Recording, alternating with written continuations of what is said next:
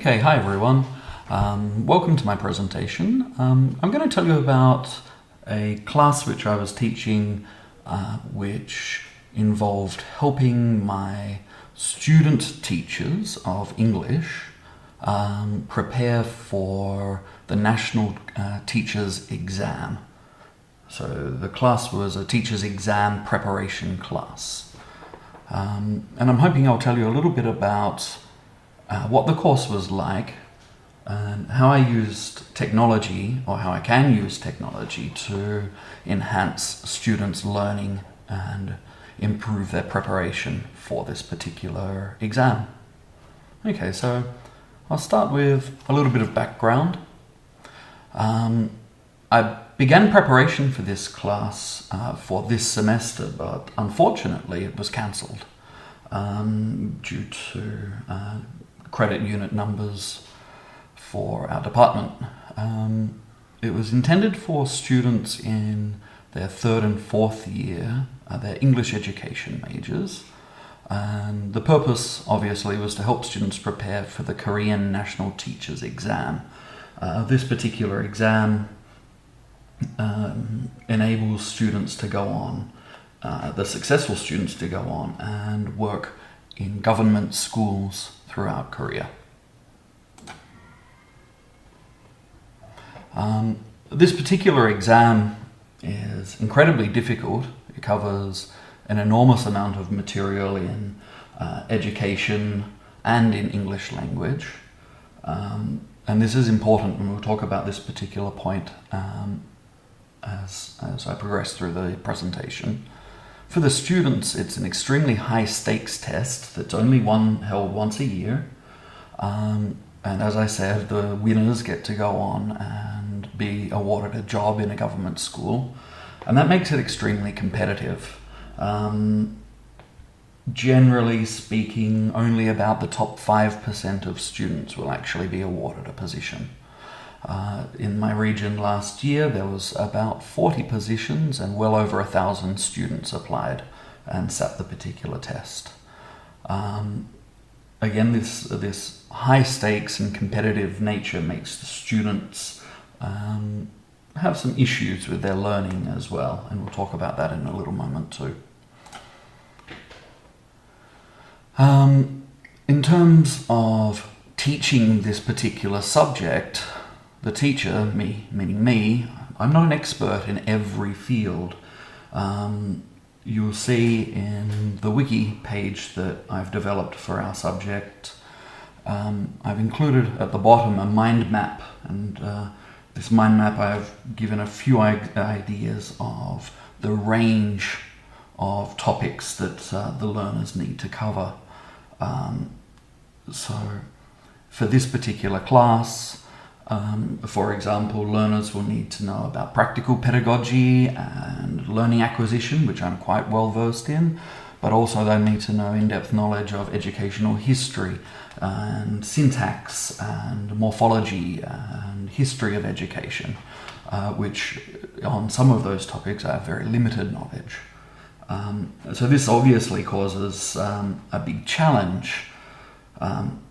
But thankfully, as these students are preparing to graduate, they collectively have a lot of knowledge, and so peer-to-peer collaboration would be a particularly useful way for helping students to develop, as an entire group, to develop the knowledge that's required for this exam. Now, because of this peer-to-peer collaboration and students' nature in terms of not wanting to share their materials or their knowledge, because of the high stakes testing, I think students will need to actually develop some learning strategies, particularly collaboration strategies, and they need to develop some effective metacognitive skills as well.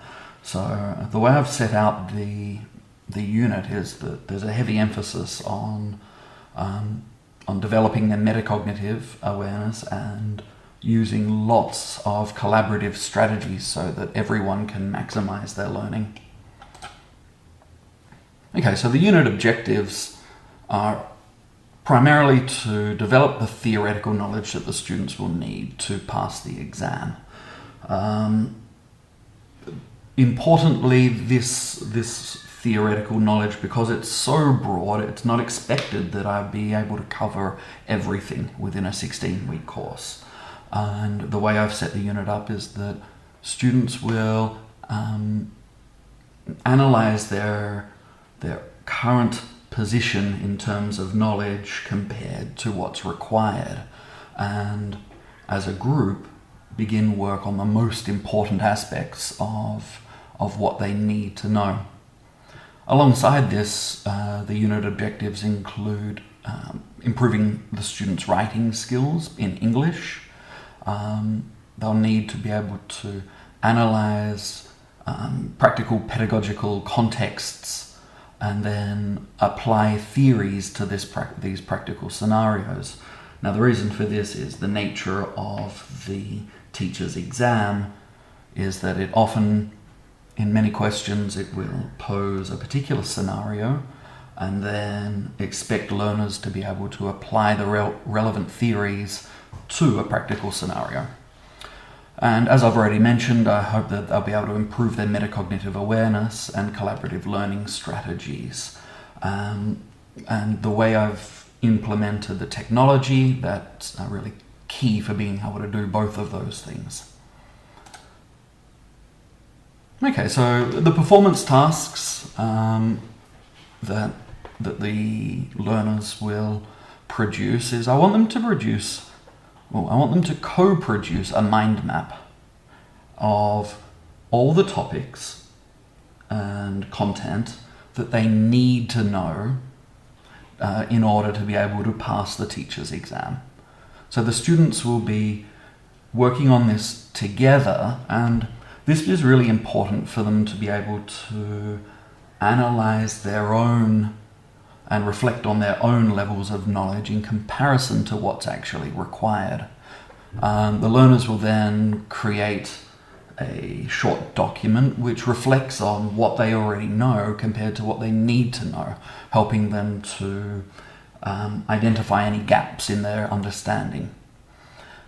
Then I want the learners to co-create a teacher's exam topics wiki, so that each of the pages will be used as the students will design the important information that is needed for their teacher's exam, and also use it for writing model answers related to each of those particular topics. As you have a look on our wiki page, you can see I've included an example that I've put together of a possible mind map, as well as a scaffolding rubric for the teacher's exam topics wiki. And ideally, the mind map, each branch on the mind map would correlate to a topic on the wiki pages. So the mind map becomes really important for mapping out the territory that learners need to cover and have already covered. Also, through collaboration, the wiki will enable the students to work on each other's work. That is, analyze, edit, and improve on the work that others have done. Okay, so in terms of content of the course, the learners are really the most active in determining what content is really relevant. Some content they may feel comfortable and that they've already got it enough, where in other areas they may be having large gaps, and so they'll be determining what content they need to learn about most urgently. But then, past determining what kind of content they need, they're also heavily involved in researching and evaluating learning objects for use. So the learners actually do a co-production of content which they would work on with their peers. Tasks would involve researching a particular topic, then providing an online summary on the wiki pages, and then editing another person's work on another wiki page. So the amount of content and the kinds of content are determined largely by the students and not predetermined by me as a teacher. Although as the course progresses, I would be involved in identifying useful learning objects as well. In terms of pedagogy, looking here, obviously a social constructivist approach. The need for collaboration on this particular topic is very important because as a teacher, I don't have all the answers. So that means students will need to work together with each other and with me to, as a collective unit, develop all the knowledge that's required. And also by doing model answers to the teacher's questions and linking it to the research that they're producing, that gives the learners an opportunity for a little bit more realistic active participation, not just learning by memorizing or reading. The actual tasks of analyzing research material, then linking it to exams and writing the exams means that they're going to be learning more by doing rather than just simply rote memorization. And so technology is really important for doing both of these. Even though the technology is not particularly new or cutting edge, it only uses internet, wiki, and a mind map. Importantly, it supports the pedagogy and the creation of content effectively. And I don't think it would be possible to provide that kind of learning environment where learners could collaborate so easily and effectively to develop the huge volume of knowledge, plus the metacognitive awareness to be able to work towards those big end goals. If technology wasn't involved, the task would be much greater. So even though the technology is simple, it's very powerful and very effective in this particular context. So that kind of sums it up. Have a look on our wiki post, and there's a really detailed, a very detailed UBUD template, UBD template, which goes through step by step all the learning activities and tasks. And thanks very much for listening. I hope you enjoy.